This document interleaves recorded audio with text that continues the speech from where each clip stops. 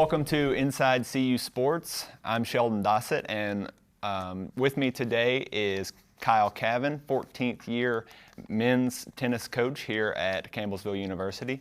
Kyle, how are you doing? Doing great. It's great to be here. Great to start a new year. Yeah. What does it mean to you, being a former student athlete at Campbellsville, to be a coach for the tenure that you've had?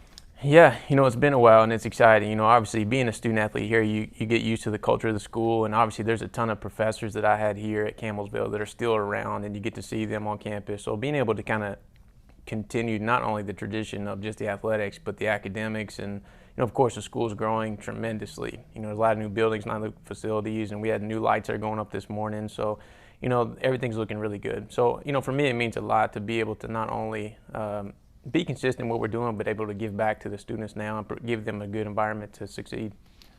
I know that you sometimes have private lessons that you do as well. Is there anything from your private lessons that you pull into your team coaching and individual coaching for the men's tennis team? For sure, yeah. And in the summer, a lot of tennis coaches do some kind of, coaching, whether it's at a club or academy or things like that. So, we do a lot. And I think maybe the thing we pull the most is just the diversity. You could have someone that's 3 years old or 5 years old, or somebody that's 65. They just want to work a little bit on their game. So being able to, work with the different personalities, and that's probably the funnest thing about tennis, because it's such a fun game. You can play your entire life. So being able to see the uniqueness of individual personalities is what makes kind of tennis the best thing it could be. Like I said at the top, 14 years as head coach here. What is it about this team's composition that makes it unique compared to the other 13 years? Yep. For sure, I think the COVID has a big part of it. We have guys now, we have a huge returning group, like the biggest core that we've ever had, I think. And, I think they've been through a trial, quarantine process, the school shut down, to all this stuff. So now, we're coming into a process where everything's pretty good at the moment, and we've been pretty healthy, and our guys were pretty much all fully vaccinated almost, I think. So, that's going to help us transition. But I think as far as that, it's just these guys are ready to play. They're really hungry to play and have a full season, have a real season, and, be able to compete for a championship that you can look out to, 6-8 months from now and not wonder if it's actually going to get shut down and things like that. But, we have a lot of really good personalities. We have some really unique guys. And, some of them you call them, they're a little different or a little weird or things like that. But like I said, especially with tennis players, they're very, very unique. So, being able to bring them onto campus and put them all together is really fun. You've been successful as a coach yourself individually, winning Coach of the Year awards. From your perspective, what would you say is the most important quality that you have as a coach? I think maybe consistency. I think coaches definitely have to have a level of empathy. These kids, especially during the kind of COVID era where they're going through so much, and we have to be very understanding of they have a lot going on. But I think just being consistent in all the little things, the same things that you'd want to coach them, that, a little fitness consistency or practice and things like that go a long way. Because, obviously for us, we do play a small individual season, which starts this weekend, and then we play our team in the spring. So, it takes a long time for us to really prepare, and the college tennis season is very, very long. So I think it's, for us, it's just being able to be consistent for a long period of time. Is there any quality specifically about a tennis coach compared to perhaps any other sport that you think is pivotal for a tennis coach to have? Yeah, I think a level of patience for sure. Because like I mentioned before, all the tennis players have unique styles, and they, aggressive player or kind of a passive player, and some have big serves and small serves, things like that. So I think just being able to really isolate what they do well, and understand what they're feeling at the time, because it's like boxing or golf. It's very obviously it's individual for the most part. So allowing them to express themselves on the court as well a little bit. And obviously tennis is unique because you play so long. You can play 2-3 hour match and you don't know when it's going to finish, things like that. So making sure that their kind of mental strength is there if they can. Allow me to read these accolades for a moment.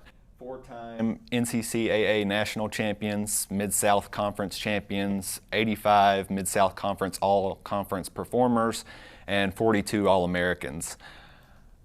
In that regard, with all that success, what approach do you take when the team is struggling or the individual is struggling? Yeah, I think we definitely It's interesting because, there's so many facets of the game that you can kind of focus on when they're really struggling. But I think the most part, especially, if we're thinking of like the team culture that we've had, is make sure that they understand that, there have been people ahead of you that struggled the same. They were in the same exact situation, and it could have been that, some of those, team titles or something that we won, it was a struggle. And we can even think of one, maybe the last one we won for the Christian Nationals that we almost easily could have lost. And it was very 50-50 either way. So, understanding that you're not going to steamroll everybody. It's not super easy, that you got to struggle, and that's part of the process. And I think that helps a lot, knowing that people have been there and done the same thing. Looking ahead to this weekend's CU Invitational Tournament, how's the feeling around the team? Yeah, super excited. And I was mentioning earlier, we played a little inter-squad scrimmage this last week, so we've got a lot of kind of match play in there and kind of see where our lineup falls just a little. And for us, it's just opening the schedule. The weather looks great. So for us, being able to play other schools and really compete and see the guys put in uncomfortable situations and being able to see what they can do. For us, it's a huge moment to, see how we feel like they can compete on the court and whether they can handle their composure and things like that over a long period of time. So I know for them, they're really excited, and, they get to prove themselves and have that opportunity. So, we have a couple of weeks schedule here and kind of open up this weekend, so hopefully we'll do well. Speaking of heading into this weekend and the next weeks, what would you say the team has surprised you with, and what they are prepared for, and then what have you kind of honed in on to work on? Yeah, we've been working a lot on consistency just in the early season. Like some guys, of course, we have mostly internationals here this year, and so obviously home, some of them have different restrictions than we had here, and so they weren't able to play as much tennis possibly, and so making sure that their fitness is there. That's kind of the main thing since we've kind of seen COVID, just because people aren't able to do the things that they want to do. And I think for us, the exciting thing that we've seen is just their excitement for the new season. They're having fun in practice. They're really getting after it and enjoying that part of it, because tennis is a little unique that most of the guys and girls don't mind practicing. It's not such a grind for them. It's actually kind of an enjoyment for the most part until they have to do fitness or stuff like that. But just that excitement for the new season is kind of the thing that gets us up out of bed every day as well, and make sure that we're ready to go. Well, thank you, Kyle, for being here with us today, and good luck to you. Appreciate and it. Good luck to the team for this upcoming season. Awesome, thank you. We'll be right back on Inside CU Sports.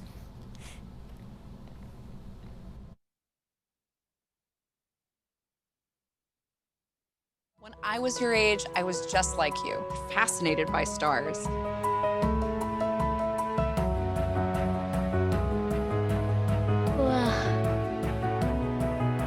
But now I get to search for life in the universe. And who knows, maybe life is looking for us too. So we're like aliens to them? Yeah. Does anyone want to be a scientist now? I do. Awesome. We need more girls in STEM. Maybe we can find aliens.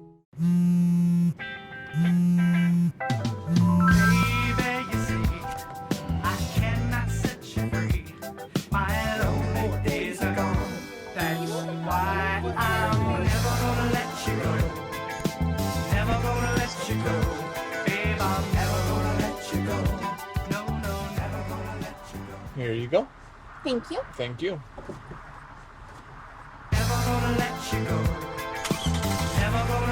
Just because we're being healthy at home and practicing good social distancing doesn't mean we have to lock ourselves away and throw away the key. You can still get up and stay active, not only for our physical health, but for our mental health as well. Maybe it's time to pick up running again. Or you can take the dogs for a walk. And with all the barbershops and salons being closed, right now seems to be a good time to learn to cut your own hair. But no matter what you do, make sure you have fun. And for more information on what Campbell's University is doing in our battle against COVID-19, visit campbellsville.edu. Welcome back to Inside CU Sports. Now with me is Macarena Acuna, second-year head women's tennis coach here at Campbellsville. Macarena, how are you? Good, how are you? Doing well. You have a unique background in that you played professionally in Argentina. How does that experience that you had in Argentina affect your coaching now? Well, I feel like it helped a lot, like I had to travel alone, I had to travel with coaches, teammates, and it gives you kind of background and it helps you develop a little bit more. I feel like every tennis player is unique and they need as much experience as they can, so it helped develop my coaching I'm sure that's insightful too for Campbellsville has many international students, so being able to provide that perspective to any student athletes going through that, I'm sure that's valuable. Yeah, I feel like the diversity helps a lot, you know, and I put myself in their situation because I've been there, so I can understand what is going on in their mind. So I think that helps the connection between the player and the coach. You know, it's important to have that connection. You transitioning from a student athlete yourself to a coach, what does that mean to you personally? What experiences do you pull from being a student athlete specifically that informs your coaching now? Well, being international, you know, like we don't have like the same backgrounds or experience that they have in here. So it's something that it helped me. Like we don't have universities where they can play sports like here, and I feel like this is an awesome experience for anyone, and I recommend it all over. And you know, I think like it helped me understanding how things work in here, and it helped me like seeing other perspectives. When I'm coaching, I think like I always tell my players, this is a unique experience. Like you have to enjoy it. It's only 4 years of your life, and then it's over. You know, like you can try to play professional, you can try to do anything, but this is unique. It's the first time in tennis that you're gonna play as a team, and I feel like that's, like I said, unique. You know, like that's something that is gonna stay in your mind, in your life forever. How do you address that transition from more individualistic play to a more team-oriented play here at college? Well, it's really hard actually. So you have to do a lot of team bonding, like make sure they understand, because sometimes more internationals they come and it's like, we play as a team, and it's like, yeah, it's like different, you know, like it's actually really nice because you're always by yourself in the court, and now you have people cheering for you and want you to win. So it's like a nice experience. You've had the benefit of kind of coaching at every sort of step of the way. You've been a graduate assistant, you've been a full-time assistant, and now you're in your second year as a head coach. How does that, what do you pull from your time as a graduate assistant into your head coaching job? What do you pull from your assistant coaching job now as a head coach?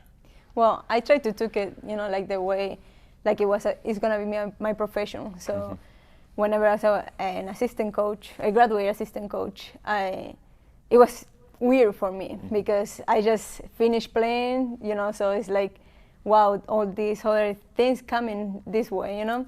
So I think like every job that I had was different, and like in each job, there's something new coming up. You know, like as a graduate assistant, you don't have that many responsibilities. It's more being connected to like the players and trying to be helpful for the coach and the assistant coach. As an assistant coach, it's like the same role, but a little bit more responsibilities and being more aware of other things that maybe people don't see. You know, like everyone in every sport, I think they see the outcome of the match, game, or whatever, but they don't see all the work that you put in practice, outside, helping people develop and all that. And unfortunately, sometimes the results don't show all the work that coaches do, and even players. But I think like I take a lot of information and a lot of things out of all those positions that I've been. Speaking of coming from your first head coaching year, very strange year with COVID, what do you think you're able to, again, pull from that kind of truncated, strange year into this hopefully more normal season? Well, like you say, it was my first year and COVID year, so a lot of responsibilities and health issues. Thank God we have like a pretty decent season, you know, like at the beginning for us it was a little bit difficult because we have people with COVID and we have to adjust. But I think, you know, like in life, it's an experience, it's like something that you have, it's an outcome and like something that you have to learn from it. It was really, really difficult from the girls, more like for the internationals that they have to go home and, you know, like they feel like they're losing their experience, they're losing time and all that. So I think like this year is gonna be really good for us. Like hopefully COVID doesn't affect us. And, you know, like Cal was saying before, for us in the fall it's more individualistic and it's shorter season. In the spring is where we go full. And I think like hopefully we're gonna have a good year and like the girls learn from the experience of COVID and we can all work through this. wanting to discuss the roster a little bit. There are no seniors on the team. How does that impact your team culture and maybe the composition? Well, it's a little bit hard when you don't have seniors because they don't lead the way and they don't show how things are supposed to be. But thank God we have a great group of girls, and we have 2 girls that have been here for like 3 years, and they know the culture of the team and like what we're looking for as a team. And of course, we're always looking for reference, but I think like they're doing a great job showing the freshmen how things are done in here. Yeah, and it's hard to reference too, even from last year with how it was impacted.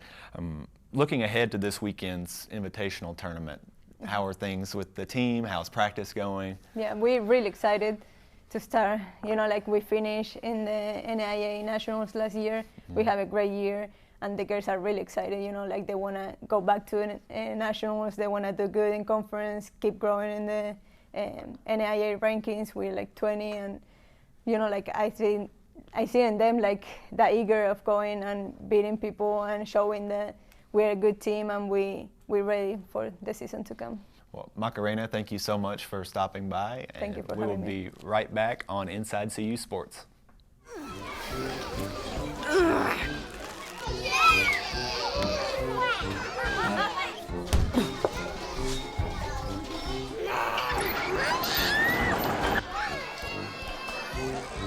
If you love them enough to crawl into a play place to get them to come down,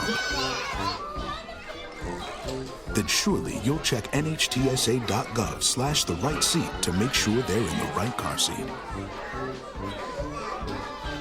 Hey, Mommy. All right, don't forget to buckle up. As parents, we make daily decisions to keep our children safe. But it's easy to forget that sexual abuse could happen to any child, at any place, by anyone. It's our responsibility to prevent child sexual abuse. To learn more, visit www.pcaky.org. Or to make a report of child abuse, call 1-877-KY-SAFE-1. My name is Alex Mead. I'm the Television Programming Production Director here at WLCU. We just want to make sure we do our part in reminding you to do the important things during this COVID-19 pandemic. Make sure you wash your hands frequently, try not to touch your face, and most importantly, stay at home and practice good social distancing. For more information on what the state of Kentucky is doing in their battle against the COVID-19 virus, visit kycovid19.ky.gov. And for more information on what Campbellsville University is doing in our battle, visit campbellsville.edu. Leaving hot coals improperly extinguished can cause a wildfire. Hey guys, it's Smokey! It looks as if Smokey is going to use the drown, stir, drown and feel technique. After the first drown, a good start. Next, another drink. And finally, a close feel. Is it cool? Okay. Yeah. Hey, Smokey, catch! Oh, my bad, Smokey. Only you can prevent wildfires. Welcome back to Inside CU Sports. My last guest this week is head coach Rick Davis in his first year here at Campbellsville. Coach, how are you doing? I'm doing well. Thank you, Sheldon. It's your first year as collegiate head coach. What are your feelings? A little nervousness, but you know, coaching's coaching, and I'm excited about the transition of any differentiation with the high school tournaments to the college tournaments. Any surprises in that transition from high school to college that you've experienced so far? I don't know if surprises, just probably how focused the men and women are. Sure. And which people were telling me that these kids, they were really good. And what astounded me was just how good of golfers these young men and women are, and they've become. You've graduated with a bachelor's from Kentucky, a master's from Campbellsville, both with an emphasis in health and physical education. Yes. So how does that background, how does that education inform your coaching style? Well, I think I had some really good instructors at University of Kentucky. Dr. Steve Parker was probably my mentor. He was a former coach that had retired and teacher and coach in health and phys ed in the Lexington area, and he was really good about giving us the information that we needed to be successful in the classroom and as a coach, and when we got our jobs. But I think it helps dealing. You're around most of the kids all the time, not only on the golf course or on the basketball court or the baseball field, but in the classroom as well. You kind of get to know them and see them in little different junctures, and that's what helped me. And then with the background in health, training, the importance of nutrition, diet, rest, that really kind of helped mold me as a coach. How has training and practice gone heading into play? You know, it's went really well. Probably a little better than I thought it would. I guess the big thing was my nervousness as coming in as a new coach. Are they going to accept me as the new coach? Or are they still going to still trying to fill me out and not me fill them out? But these young men and women have made the transition just incredibly awesome, I think. That's, I guess, the best word to describe it, how good they have been. And just to see how our camp week, we did a little thing this year with combined the boys and the girls with camp week. They were doing their qualifiers, and then we would feed them lunch. And then at the end of the day, we had a different theme each night with dinner. We had dinner together, the men and the women together. And that was kind of that week was a long week, but a bonding week. And I have to give Michaela Jarman, my assistant, all the credit in the world, because she kind of came up with the themes of each night. We had one night where we had chicken tenders, Tuesday, Taco Tuesday, pizza nights, pulled pork barbecue, and the kids seemed to really enjoy that and enjoyed just the camaraderie. And then we split the qualifying week up on a Wednesday and had what we called a mixed scramble.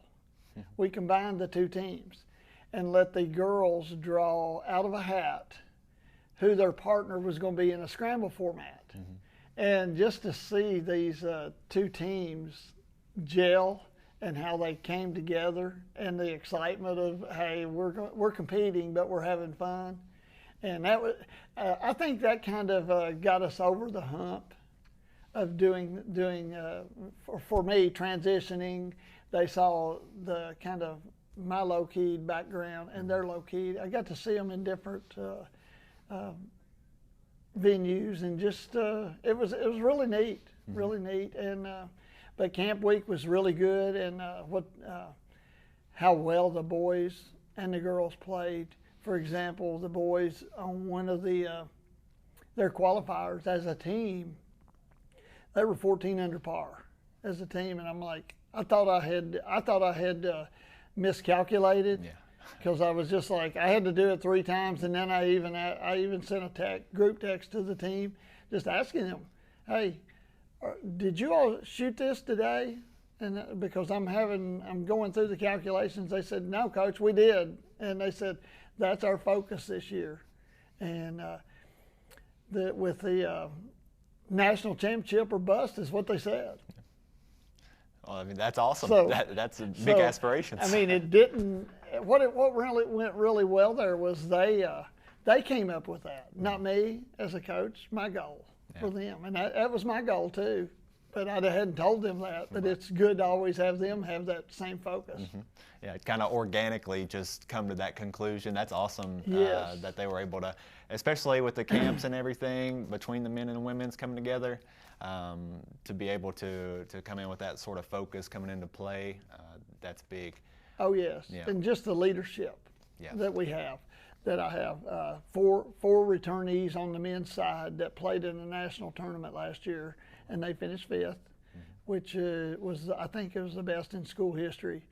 And those guys, I've kind of leaned heavily on them, just to ask them about this and that. and they said, "Coach, we're going to lead. We're going to lead you. We're going to lead by example." And that right there was a big. I got to take a deep breath of fresh air when they've kind of taken the younger guys. I've seen them on the driving range after we've had practice or we're working on things. I've seen them take some of the younger guys or some of the returnees that were maybe struggling on a day on the golf course. They took them over and was working, helping them. And then Gracie Barrett, national champion, how she has evolved as a leader with these girls team. You can just see that the girls have really combined and come together also. I asked Michaela last week what she was most looking forward to for the upcoming season, and she said the Texas Wesleyan Invitational. What is the teams doing to prepare for that event? Well, I'm glad you asked that. That's coming up, starts next Monday. We leave Saturday. And how to get prepared for that was kind of our camp week. That's another thing. We kind of looked at camp week to really put some pressure on them, because we were playing 18 holes each day, and we had a rain out one day, so on Thursday, and then on Friday, to get them kind of ready, I was trying to figure out how I could get them ready. So we played 2 18-hole qualifiers on that Friday, and I think it was the hottest day that we'd had out there. So they went, I don't know how much water and Gatorade they went through, because I always have a big cooler on the back of my cart for them, and I was constantly, as I was making my way around the course, they were emptying it. I was making my way back to my vehicle to fill it back up, and then just but that's the key. They stayed hydrated, and they stayed focused. But that was because when you go to these tournaments, especially this very first one in Texas Wesleyan, on Monday we'll play 36 holes on that first day, and then on the next day we'll finish it up, because each tournament is a 54-hole event. And now, luckily, I did find out last week that the kids would have a cart, and we didn't know that. Yeah. And That's big. but you still have to be prepared for that 36 holes in one day. And I looked at the weather forecast, and it's going to be about like that week of camp week. It's 96, 97, 98 next week. They got prepared for it. So they're prepared, and I guess that's the exciting part, traveling. And it'd be my first college tournament. Right. So trying to figure out, and thank goodness that Michaela's going, because she's been to tournaments before, so I kind of lean heavily on her, and hey, what do we have to do as far as checking in, signing in, what can I do, what can I not do? Because it's a little bit different than high school, but not a lot. Golf is golf. Right. You just have to know when to stay out of their way, I guess, and I've always been that way. Really do a lot of work in practice with them, and then that way, whenever we get on the golf course in a tournament, they're not relying heavily on me for every shot. They kind of figure it out. And then, like I told them one day last week, I said, if you have a problem, just give me a shout. I'll be there, and we'll figure it out. So I think that's probably the most nerve-wracking thing. Can I help them figure it out? Yeah. And make sure I don't give them bad advice.